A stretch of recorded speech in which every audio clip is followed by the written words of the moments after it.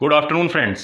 आज मैं आपको मैथ्स का एक बहुत ही इंपॉर्टेंट टॉपिक जिसको हम क्या कहते हैं एक्सपोनेंट्स कहते हैं और या इसको हम शॉर्ट हैंड ऑफ मैथ्स भी कह सकते हैं, क्योंकि ये बहुत ही इंपॉर्टेंट टॉपिक है जिसके थ्रू आप लॉन्ग कैलकुलेशन को शॉर्ट फॉर्म में राइट कर सकते हैं।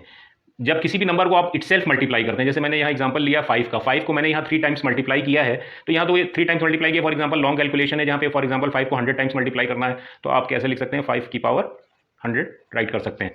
तो यहाँ पे ये जो जिस नंबर को आप मल्टीप्लाई कर रहे हैं उसको हम बेस कहते हैं, और जितने टाइम्स कर रहे हैं उसको हम उसकी पावर कहते हैं, इंडेक्स कहते हैं या एक्सपोनेंट कहते हैं। जनरलाइज फॉर्म में अगर कोई नंबर ए है तो वो बेस कहलाएगा, और जो उसकी पावर है जितने टाइम्स उसको आप मल्टीप्लाई कर रहे हो वो उसकी पावर होगी, वो उसका इंडेक्स होगा, वो उसका एक्सपोनेंट होगा। ये लॉन्ग कैलकुलेशन में बहुत ही इंपॉर्टेंट होता है। अब इसके बाद एक बहुत ही इंपॉर्टेंट चीज़ है, इसको मैं ये भी कह सकता हूँ A raise to the power N या 5 रेज टू द पावर 3। तो ये बेस हो गया और ये आपका इंडेक्स या एक्सपोनेंट हो गया।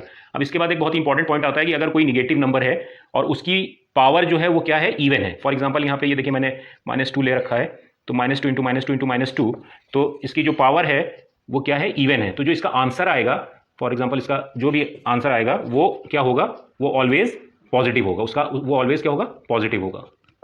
इस केस में क्या होगा इसका आंसर, 2 2 4 4 2 8 8 2 16। पॉजिटिव क्यों होगा, कि minus into minus plus, plus minus minus, फिर माइनस इंटू माइनस प्लस। तो अगर निगेटिव नंबर है और उसकी पावर जो है वो इवन है, उसकी पावर इवन है, तो जो आंसर होगा वो क्या होगा, ऑलवेज पॉजिटिव साइन के साथ होगा। और अगर निगेटिव नंबर है और उसकी पावर ऑड है, मैं यहाँ से 2 कम कर देता हूँ, फॉर एग्जाम्पल यहाँ से एक 2 कम कर देता हूँ, तो अब यहाँ पे ये पावर क्या होगी, इसकी पावर ऑड हो गई।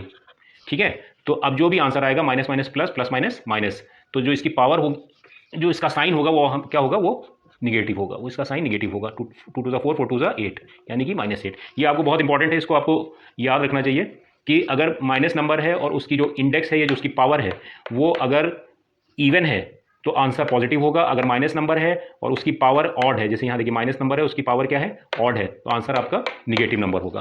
Okay, so these are very important aspects of exponents. अब इसके कुछ रूल्स होते हैं जो आपको पता होने चाहिए, जो बहुत ही इंपॉर्टेंट रूल्स हैं। पहला रूल क्या है कि अगर आपका बेस सेम है, फॉर एग्जांपल कोई नंबर ले लिया मैंने 3 की पावर 5 मल्टीप्लाई 3 की पावर 7। अब आप यहाँ देखिए क्या है, बेस जो है वो आपका सेम है लेकिन पावर्स आपकी अलग अलग हैं। तो आप इसको सिंपल क्या कीजिए, इसमें क्या होगा, इस रूल फर्स्ट लॉ के अकॉर्डिंग आप बेस लिखेंगे और पावर्स को ऐड कर देंगे। 5 + 7 यानी कि 3 की पावर 12 हो जाएगा। सेकंड मेथड क्या होता है कि आप 3 को 5 टाइम्स मल्टीप्लाई करते हैं, 1 2 3 4 5, फिर 3 को 7 टाइम्स मल्टीप्लाई करते हैं।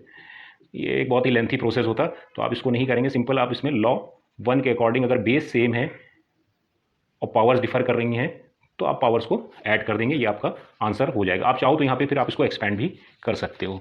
कोई और एग्जांपल ले लेते हैं, फॉर एग्जांपल -3/4 है, पावर 2 है, मल्टीप्लाई -3/4 की पावर 3 है। तो आप यहाँ पे भी देखिए क्या है, यहाँ पे भी बेस सेम है, पावर्स को आप क्या कर देंगे, सिंपल ऐड कर देंगे, 2 + 3 या -3/4 पावर 5। तो ये पहला लॉ है, ये बहुत इंपॉर्टेंट लॉ है कि बेस सेम है और पावर्स डिफर कर रही हैं तो पावर्स को जो है वो आप ऐड कर देंगे। अब सेकंड लॉ पे आते हैं। सेकंड लॉ क्या कहता है, सेकंड लॉ कहता है कि अगर आपका कोई नंबर ए है और पावर्स जो है वो एक m है, a की पावर m है और होल की पावर n है, तो आप आपस में दोनों को मल्टीप्लाई कर देंगे। फॉर एग्जांपल 2 है, 2 की पावर 5 है, इसको आप 3, अभी क्या करेंगे, 2 की पावर 5 को तो आप 3 टाइम्स इसको ओपन करें और मल्टीप्लाई करें इस तरह से, तो एक लेंथी प्रोसेस हो जाएगा। तो आप इसको नहीं करेंगे, आप सिंपल क्या करेंगे, लॉ 2 क्या कर रहा है, इन दोनों का मल्टीप्लाई कर दीजिए। देखिए mn, बीच में कोई साइन नहीं है, इसका मतलब मल्टीप्लाई है। 2 5 × 3 = 2 की पावर 15। तो ये आपका लॉ 2 हो गया। लॉ 3 क्या कहता है कि अगर लॉ 3 आपका कहता है कि अगर कोई नंबर है 4 × 2 होल की पावर 3, तो ये 4 की भी पावर 3 हुई और 2 की भी पावर 3 हुई। सिंपल, मतलब ये जो 4 की भी पावर 3 हुई और 2 की भी पावर 3 हुई, ये आपका लॉ 3 हुआ। इसके बाद एक बहुत इंपॉर्टेंट चीज़ है कि अगर लॉ 4 इसी तरह से है कि a/b, अगर कोई नंबर है न्यूमरेटर और डिनोमिनेटर में, उसकी जो पावर है वो a के ऊपर भी रहेगी और वो पावर b के ऊपर भी रहेगी। इसके बाद है कि a की पावर 0 है, यानी कि अगर कोई भी नंबर है, फॉर एग्जांपल 6 की पावर 0 है, तो उसका आंसर ऑलवेज आग बन के आपको क्या लिख देना है, 1 लिख देना है। तो a की पावर 0 = 1।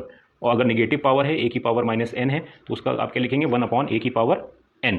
फॉर एग्जाम्पल अगर 5 की पावर -1 है तो इसका आंसर क्या हो जाएगा, 1/5। 1 इसलिए नहीं लिखा क्योंकि 1 तो 1 है ही है। इस तरह से अगर कोई 5 की पावर होल की पावर -2 है। तो इसको आप कैसे लिखेंगे, ये अपॉन में जाएगा 1/4/5 की पावर 2। आपको पता है अपॉन में हो जाता तो रिवर्स हो जाता, रेसिप्रोकल हो जाता, तो ये हो जाएगा 5/4 होल की पावर 2 इस लॉ के अकॉर्डिंग। तो ये निगेटिव इंटीजर एक्सपोनेंट के फॉर्मूलेज थे जो आपको पता होना चाहिए। इसके बाद नेक्स्ट वीडियो में मैं आपको साइंटिफिक नोटेशन और स्टैंडर्ड फॉर्म बताऊंगा, बहुत इंपॉर्टेंट है।